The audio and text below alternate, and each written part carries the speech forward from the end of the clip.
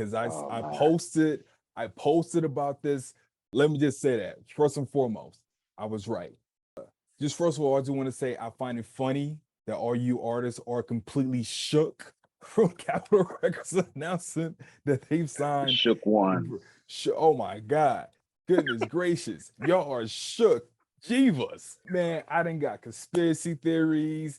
The very first time I ever did a live stream, like ever, was July 31st, 2021. And the first thing I talked about was how Warner was tinkering around with the idea of having a virtual artist. Ain't nobody, Mhm. you ain't gotta worry about no relationships, you ain't gotta worry about um form street life, you ain't gotta worry about get into it with the parents, siblings, none of that. The virtual artist is No whatever, consent. no consent. He or she or they is whatever you want them to be. Capitol Records just signed a virtual artist, FN Meka. He has over 10 million followers on TikTok. I'll be honest with you. The first thing I hear when I say Capitol Records sign virtual artists, I'm like, okay, so what brand, company, or tech incubator created this particular person? That was the first thing I asked. Okay, cool. So who's getting the checks? Music business, just like any other business, who's getting the checks? Based on my knowledge of business, that means that there's some VCs who are tinkering around with the idea because they see a huge opportunity. So I'm pretty sure doing this is easier, but not cheap. So that is the multi-million dollar question, which is okay, cool. What VCs out here actually testing this idea? And that's where things get a little interesting. You know what I mean? I read this article. I couldn't find the name of the company.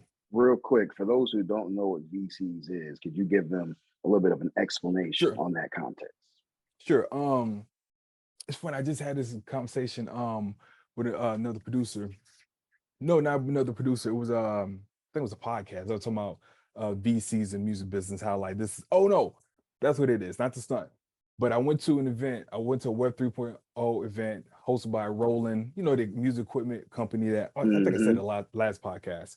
But James Fauntleroy was there, and him and Gino, who's a singer songwriter, and a couple other people there. They was just like, yeah, it's kind of hard. Now you got these songs, you gotta get the VCs to sign off on it. So VC is short for venture capitalists, right?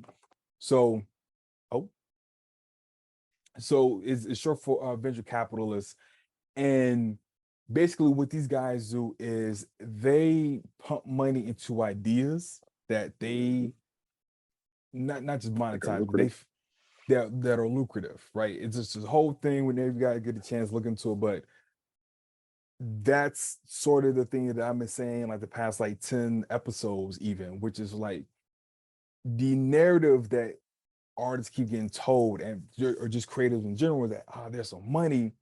But if you guys follow me on Facebook, Twitter, or Instagram, or even TikTok, we showed you that there are oil and gas companies investing in music labels. Mhm. So obviously, there's something coming down a pipeline to put people on notice that hey, there is a real possibility that you make a lot of money. Keep on, it's oil and gas. We're not talking about 10, 20 million. We're not really talking about 100 million, right? It's like, we're oil and gas. Like, if you know anything about oil and gas industry, you know how much money they really make. Mhm. There's got to be huge amounts of money for them to be coming in over a long period of time. So that's why I just want to say, just want to keep an eye out. But yeah, go ahead. You're exactly right. I mean, most artists, as they say, well, you keep hearing there's no money. Is that the reason why you keep hearing there's no money is because you're not leveraging your fan base. That's what it comes down to. As an independent artist, if you're focused on streaming and making streaming money, that means you're not properly you're not properly leveraging your fan base Right. because streaming income is quite literally just a gateway. It is the introduction to whatever else is possible. NFTs being one of the conversations right now. But if you have, let's say, for example, on Instagram, like what Bobby did, you had over 50 million followers on Instagram. You go over there and say, oh, well, you know what? How can I leverage this fan base to actually spend money?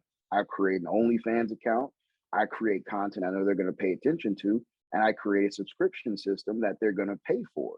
No different than someone buying an NFT, no different than someone going to Patreon, no different than any other system. I mean, if you spend $250 something on Yeezys, imagine a fan would spend $2 or $3 a month looking at content exclusively that they get on one platform versus another. So you just have to know how to leverage your fan base. But first and foremost, you have to have a fan base. If you don't have a fan base, then you're right. There's no money in it because you are not realistically doing what it is that you're supposed to do, which is why this virtual artist who can effectively gain fans at a 10-to-1 ratio at a minimum is going to outpace you, outsell you, and put you in a space that you won't feel sick about. Okay. My All right. bad. I went too far. No. Hold on, where's my sound effect? I gotta pull this up sooner. Where's my sound effect? Where is it? Oh, bro. Sure, whatever. God dog. All right, I'm gonna get this right. So yes and no. So that kind of leads to me. So I posted about this. When did that was it Friday that I said something about this, or was it Monday? It was sometime this week. I posted about this, and the reactions were, it was kind of funny, not gonna lie. A lot of y'all shook. And so we'll get into the whole thing. Like I said, I'm dedicating this whole episode to talk about it. So one of the first things that somebody said was, they're trying to take our jobs. They're trying to etch us out. Well, yes and no. So let me go into it. The reason why I say yes is because it is easier to manage a virtual artist, right, rather than trying to work with a regular artist. So for instance, like I said, if I get a 23-year-old from Atlanta, Miami, or London, Lisbon, or wherever, let's say the artist is very disciplined, right? Well, when we go on tour, at some point, usually on your first tour, you get pretty sick, right? You're eating different foods, your sleep schedule's all over the place, you're using the bathroom not you at your normal cycle, you're exposed to a whole bunch of people. If you're young, you're still getting a lot of acne. I remember I got acne too when I was on my very first tour. Because your body, there's nothing regulated. You're literally all over. You're either super dehydrated or sleep deprived or both. Um, and if you're finishing a show and you finally get out of the venue 2 or 3 o'clock in the morning, I don't think Whole Foods is open. So usually it's like chicken waffles or McDonald's. In the South is like Whataburger, whatever you can, for Denny's, whatever you can Mind find. you, this is stating that you don't have a tech writer. That's actually saying what you need to have in your dressing room because this is your first tour. Right, but okay, so yeah. But if you're an independent artist, you probably don't have that, right? You probably usually your first couple of tours you're gonna break even because you're still paying for promotional stuff, and this, that, and the third. Until you build that brand, then you won't really. That's why, like, if you okay, so if we're going down this road, that's why if you have a road manager, they push for you to, hey, let's have a second and third leg of the tour, because it's like a long tail, right? It's just like no money, no money, no money. And what I mean by no money is, even though you're getting paid, or let's say even though you're getting paid, you still have to pay for the van, you have to pay for the driver, you have to pay for the gas, you have to pay for the hotel, you have to pay for promotional materials. You probably have to grab a lot of underwear and socks. Like, you have to pay for all that stuff. But if you stay on the road long enough, it starts doing this where you start making a profit, right? Because like you have everything you need, and then you start making the money. Once you start hitting that curve like that, 9 times out of 10, you're not getting off the road. So that's how you have an artist who release an album and you don't hear from them for like 2 or 3 years, is because they're probably still on the road, right? So, but even then, if I have a virtual artist, I don't have to worry about that, right? All I have to do is set up the lights and the mirrors and this, that, and the third. In the first 6 months may be expensive, but I can keep going. I don't like this artist here. He doesn't have to go home and visit his mom. He doesn't get homesick. He doesn't have to. He doesn't have a relationship he has to manage or anything like that. So in that sense, yes. But on the flip side of it, how expensive do you think this is, though? If we're really keeping it a buck.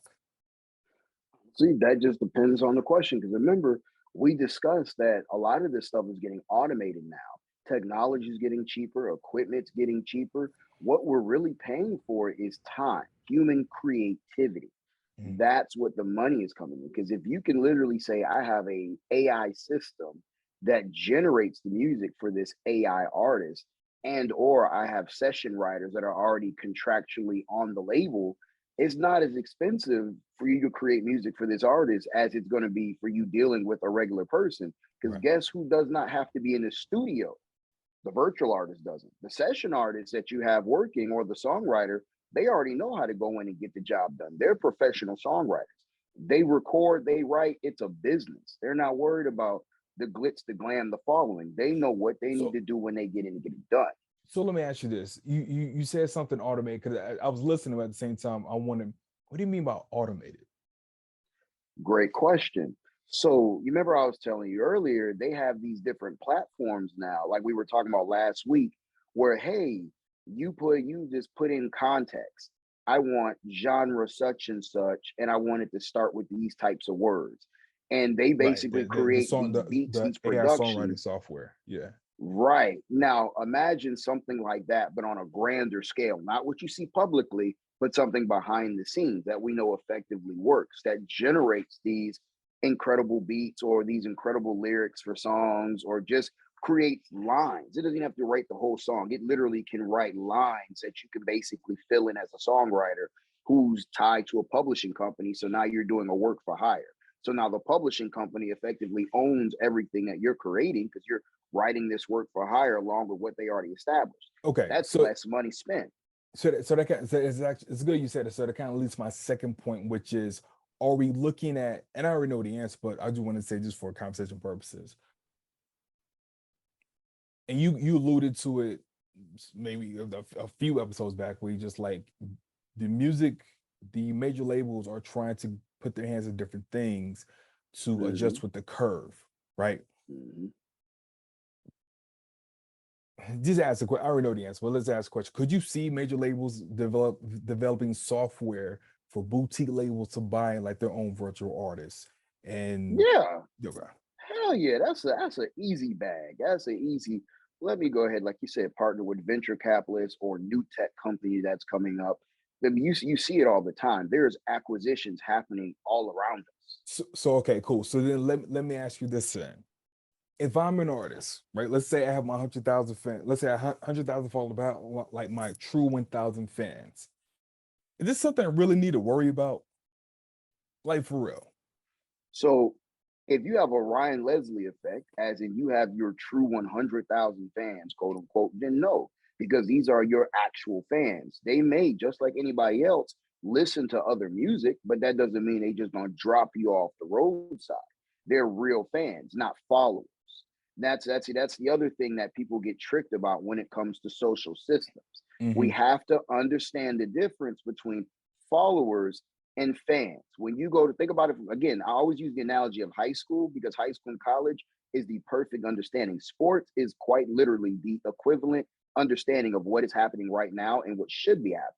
Okay. When you have followers, but as they call bandwagoners, oh, you just like this team because they have such and such player, that aggravates a true fan who's been there for 5, 10 years, from the ups to downs, that we didn't have the championships to now that we got so and so. Now we go into the ship.